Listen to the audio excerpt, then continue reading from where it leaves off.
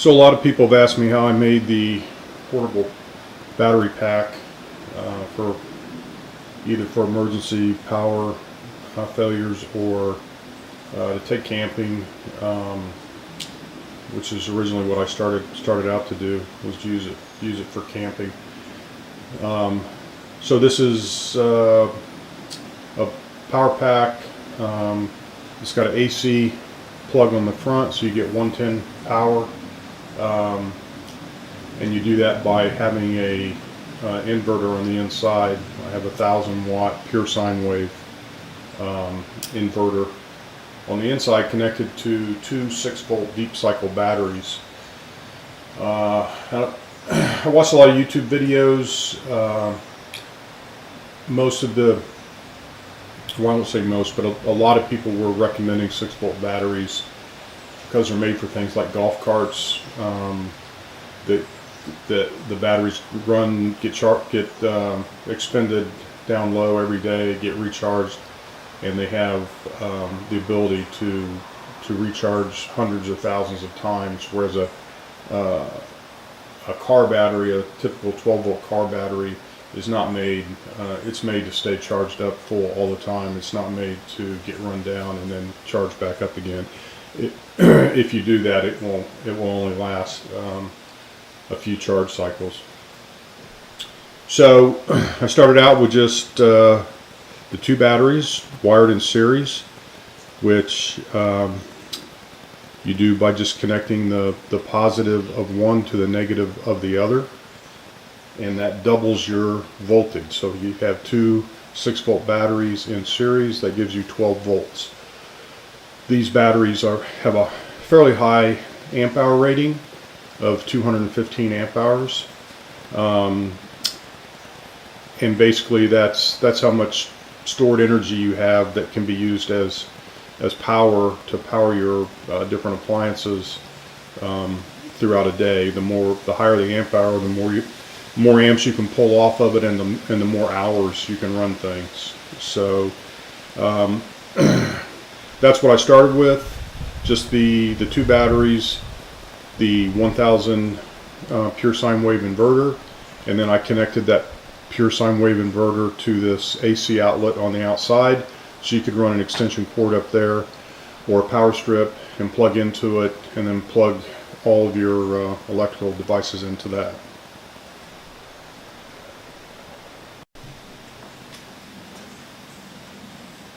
Looking at the inside of it now, it probably looks more complicated than it really is. But this is the cable that connects the negative of this 6-volt battery to the positive of this 6-volt battery. That's what makes it a 12-volt battery. So then what you do is you treat the other terminals as you would a normal battery, with this being the negative and the one over there being the positive. And then both of those run into the 1,000-watt inverter with the negative and the positive. And then I have a plug coming out of the inverter,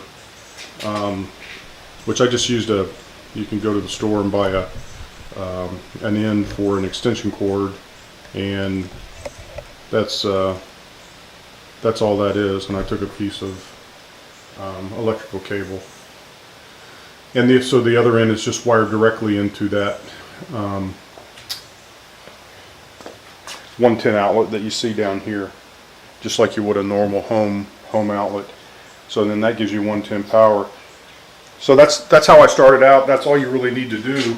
And then I always wanted to be able to have this hooked directly to solar panels to charge the batteries, instead of having to use a battery charger to charge them. And I wanted to add some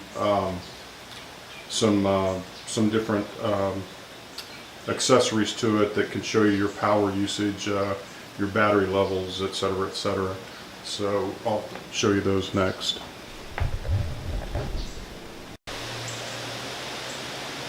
So the next thing I did was was add these two items here. This is a nice little instrument. I saw some other guys on YouTube had used these. So it tells you your battery voltage is right now. Mine's 13.08. That's the current charge level of the battery. And then if you hook something up to the power inverter and you're drawing power off of it, it'll show you your power. It'll show how many amps you're drawing. So this is a real handy meter to have. And then below here, I went ahead and put in a this little quad panel that's got a 12-volt cigarette lighter on top that you can use for plugging in anything that you would normally plug into your car, or if you're camping and you have want to air up an air mattress or something like that. A lot of those are 12-volt. And then there's two USBs for your other devices, phones, etc. And then it also has its own power meter. It doesn't give you it'll just give you the 1 decimal, so it doesn't give you the detail that this one does, but it's pretty close. These are both just DC, so they don't run off of the power inverter. They run directly off the battery, just positive and negative. So when you see the I'll show you the wiring on the inside. It looks a little complicated, but each one of these devices come with a wiring diagram, and if you just take your time and do one wire at a time, it's actually not that difficult. If you follow the diagram, it's fairly simple.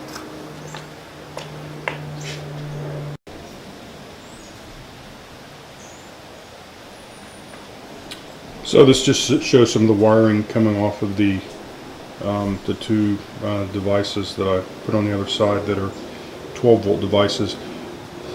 And seems like there's a lot of wires.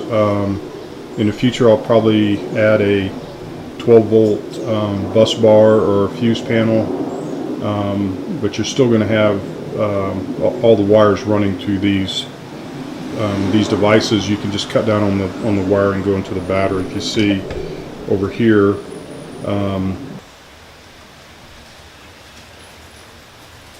One thing I did made it a little easier is I was hooking the voltage meter up, which had quite a few, I think about 5 different wires coming off of it, and they all went to different places. I took some colored tape and color coded put color on the wire and then color on the corresponding bolt that it went to on the battery.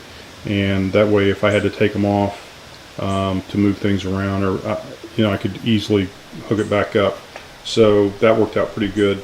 The other device down there with the USB plugs and the cigarette lighter, etc., that's basically just a red wire coming off the positive, and could have been a black, but I had white wire coming off the negative, and you just jump from your positive wire from one to the other, to the other, to the other, and the negative from one to the other, to the other.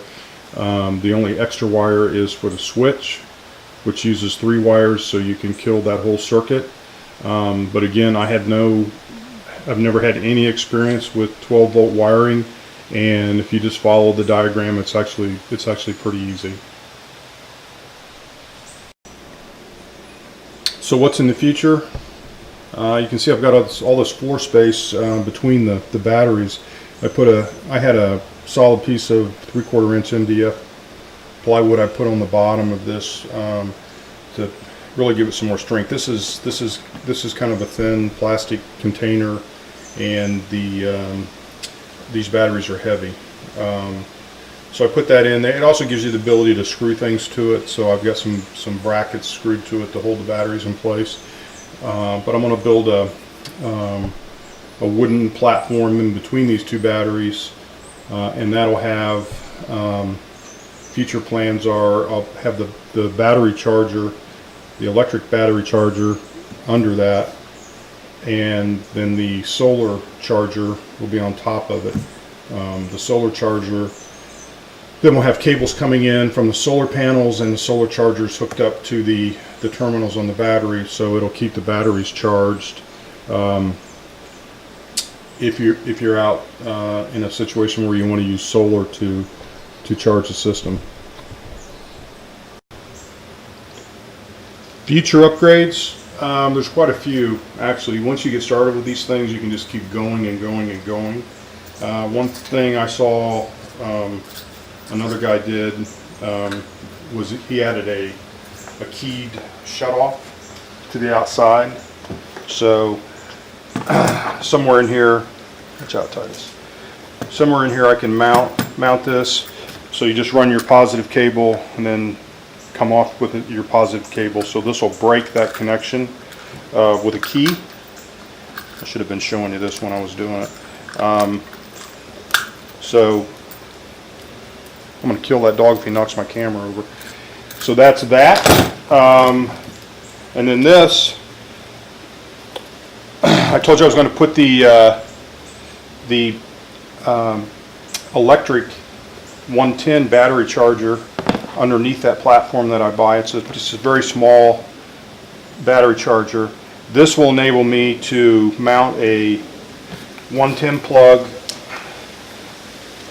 on the outside of the unit. So if I'm somewhere that has power and I'm not using solar to recharge the batteries, I can just run an extension cord over to this little unit, and then on the inside I'll have my extension cord or my battery charger plugged into the other end, and then you're charging your batteries like that. So you'll have two ways to charge the batteries, both within the unit itself.